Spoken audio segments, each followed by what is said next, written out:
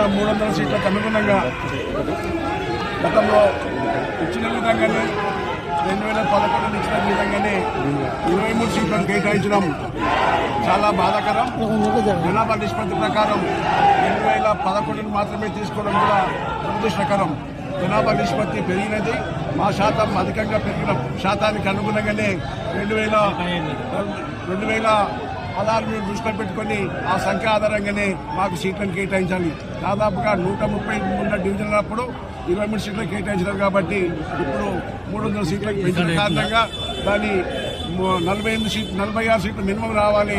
అప్పటికిప్పటికీ మా జనాభా నిష్పత్తి అధికంగా పెరిగింది కాబట్టి లేటెస్ట్ గణాంకాలను తీసుకోకుండా నిర్వహించడము మాకు దురదృష్టకరం. రాజకీయంగా ఇది దళితులను అణచివేసే విధంగానే చూడడానికి ప్రభుత్వం చేస్తున్న పండుగ పరిగణించాల్సి వస్తుంది కాబట్టి న్యాయబద్ధంగా రావాల్సినటువంటి జనాభా నిష్పత్తి ప్రకారం సీట్లను కేటాయించి మా సీట్లను అధికంగా ఉన్నటువంటి రాజకీయ లబ్ధిని పొందే విధంగా మా అభ్యున్నతికి పాటుపడాలని ప్రభుత్వాన్ని రిక్వెస్ట్ చేస్తున్నాం. Thank you.